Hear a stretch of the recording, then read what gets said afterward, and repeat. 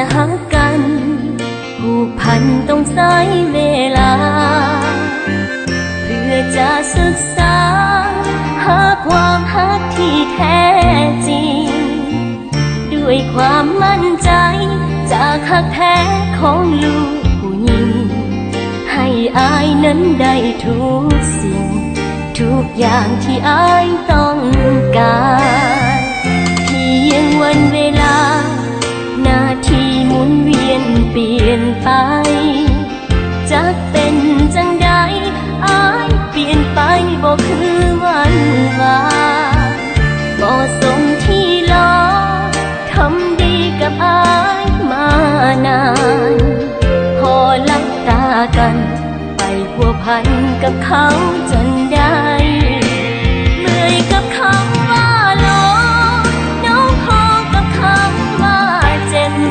แพ้นี้บ่มีใครเย็บมันเจ็บหัวใจสลายแอบแฝงด้วยเขาคนนั้น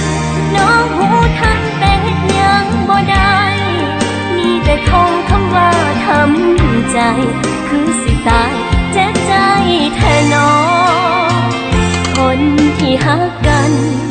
ความฝันคือบ่เป็นจริงจากใจผู้หญิง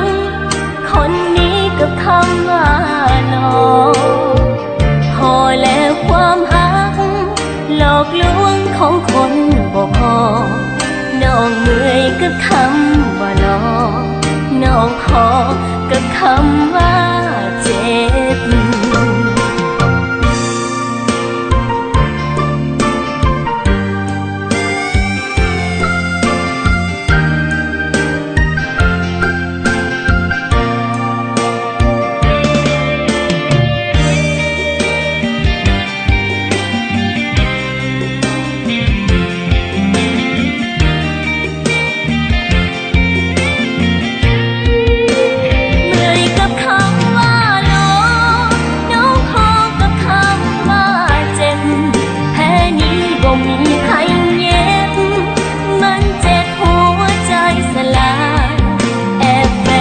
เขาคนนั้นน้องหูทันแต่เฮ็ดยังบ่ได้มีแต่ท่องคำว่าทำใจคือสิตายเจ็บใจแท้น้องคนที่ฮักกันความฝันคือบ่เป็นจริงจากใจผู้หญิงคนนี้กับคำว่าหลอกพอแล้วความฮักหลอกลวงของคนบ่พอน้องเมื่อยกับคำว่าหลอกน้องพอกับคำว่าเจ็บเมื่อยกับคำว่าหลอกน้องพอกับคำว่าเจ็บ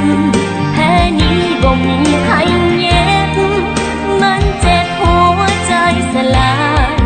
แอบแฝงด้วยเขาคนนั้น